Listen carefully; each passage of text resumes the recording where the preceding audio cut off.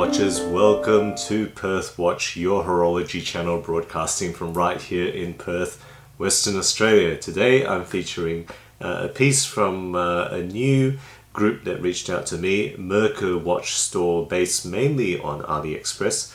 So they offered one of their pieces for collaboration. I looked through their catalog and immediately was gravitated towards the mechanical chronograph, which they had for pretty good value. So I asked for that one and they have shipped it.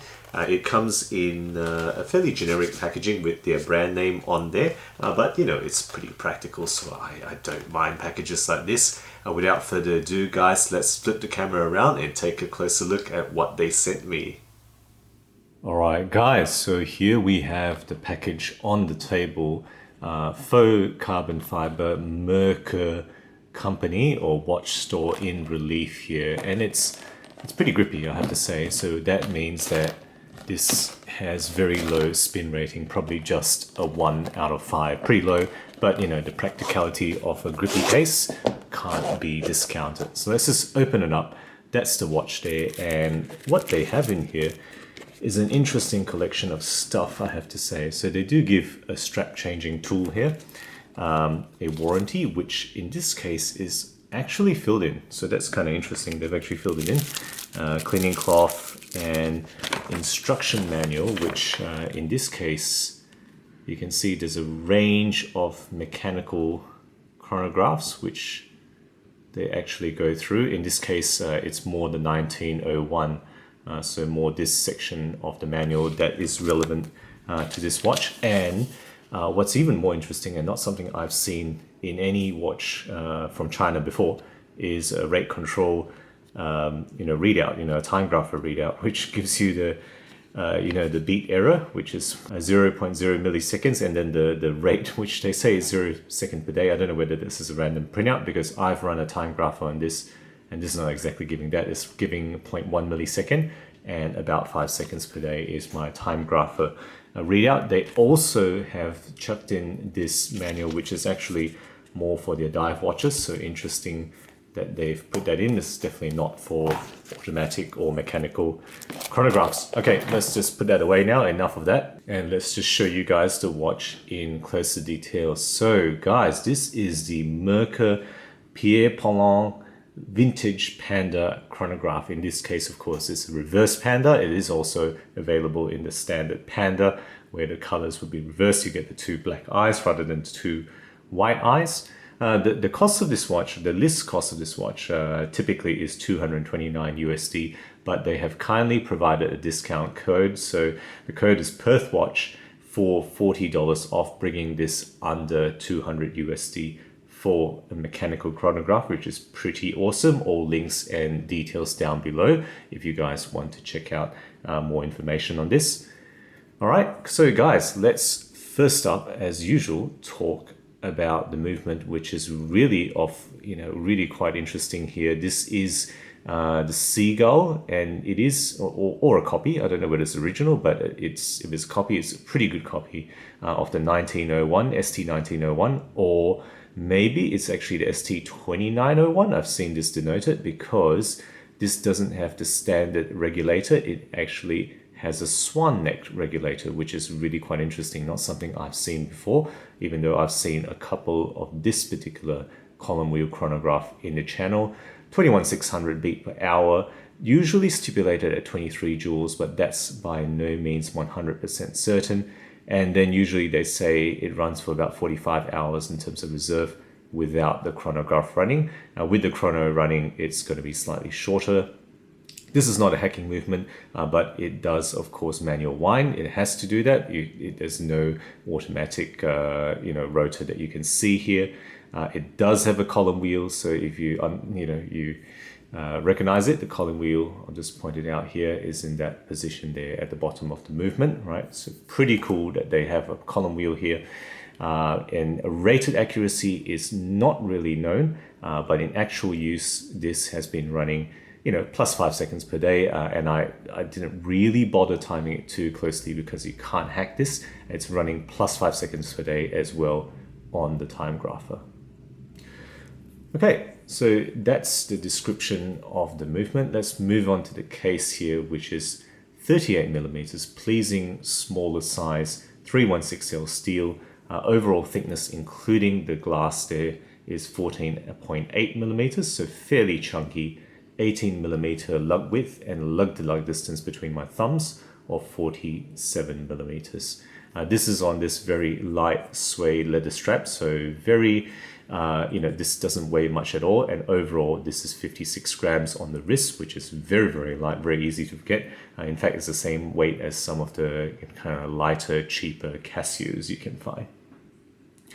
Okay, finishing wise, circular brushing on the top, including the bezel as well as the top surface of the lugs, transitions onto polish on the sides, and then polish on the bottom with circular brushing on the case back there. I'll just mention the pushers, right? Mechanical chronograph pushers are also brushed in terms of finishing. In terms of the display case back, this is a screw down display case back that you can see there. The crown is not screwed down, it's just a push sign crown for winding in the 0 position. Overall water resistance rating they provided is 30 meters, which is kind of what I expect with a watch like this. Moving on to the dial now. So the dial here is, of course, you've already seen this. This is a monochromatic reverse Panda dial, matte finish, right? It's got printed details as well as the printed chapter ring and tachymeter scale around the periphery there. It's got polished baton hands, okay? It's got a white stick for the central seconds chronograph, and it's got black color sticks for the 2 sub-registers that you can see. Applied polished indices in most of the hour positions, and it's got lume on the 2 main hands as well as most of those hour indices where there is a position missing on the 3 and 9 position, of course, so you can't really read this chronograph in the dark. It doesn't tell me exactly what lume it is, but I'll put a lume shot right here for you to see how it glows in the dark. It does not last all night either.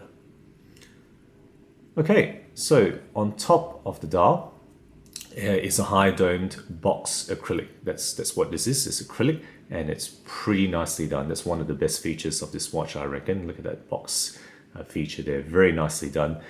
Before I move on, I'm just going to start the chronograph before you guys get upset at me for not starting the chronograph. So mechanical chronograph with the 30-second counter on the 3 o'clock position there. And then just to let you know, most of you will already be aware that the 9 o'clock sub-register is the counting seconds or the running small seconds there. Okay, so I'm just going to let it run before I let that count and then reset it for you guys later. Moving on to the strap here. So the strap is vintage style light gray suede. They say it's made in Spain, but it doesn't actually say it's made in Spain. On here it just says genuine leather Merkur branding there, and it's got a polished steel buckle. Fairly simple there. Okay, so that's the entire description. Let's just put it on the wrist for a wrist shot for you guys now. And there we have it, guys, the Merkur Pierre Paulin vintage reverse Panda chronograph, 38 millimeters, so it suits most wrist sizes very well, and certainly does suit my relatively small wrist, which is 17 centimeter diameter. That's how it looks like on this leather strap. Remember, it is fairly chunky at 14.8 millimeters high, 47 millimeter lug to lug width. Okay, so that's the wrist shot, guys. What have I particularly enjoyed about this chronograph? Let me just reset it now so you can see it's counted a minute or 2. Stop it, and then this is how the reset looks like. Snaps back, right? And just restart there. Okay, so what have I enjoyed particularly about this watch? Well, look, I think it's pretty incredible value. Column wheel chronograph movement with a Swan neck regulator. So don't forget, it's, if you look at the regulator there, it doesn't have the typical, screw or the lever regulation. It actually has a Swan neck, right, in the position where my thumb is pointing out. Right, that's what that is, and that allows you to regulate it very precisely with a screw rather than the rather rough job you tend to do with a lever. So it's got that Swan neck on this movement here. Very fairly executed case, for the price point. I think this is absolutely fairly executed. I can't expect perfection. This is fairly well done. and the dial, you know, with the indices, the light play, the polishness is all right. You know, it's absolutely fine. And particularly, I would say this acrylic box is great. You know, this is a great crystal that they've put on here. Yes, acrylic's not expensive, but you know, you still got to execute it fairly well to put this all together. What are the weaknesses? Well, you know, not much really to say. Look, it's pretty chunky at nearly 15 millimeters. So I would have preferred if they can somehow trim that a bit, you know, 14 or less would be great. If they can't, then that mid portion, that polished bit, probably could have made a bit thicker so that it takes up more of the case, and then it breaks that profile up a bit. As it is, it looks like a thin bit with two bulbous bits sticking at the top and bottom. I think they could have done better on that. Okay, and then lastly, well, I'll just mention it, the strap is pretty average. Doesn't feel very durable at all, and it feels like it might fall apart, you know, after a few months use. This is just my opinion and how this feels like. All right, so guys, that's it. That's my review and comments about this watch. Let's flip it around now for the wrap up.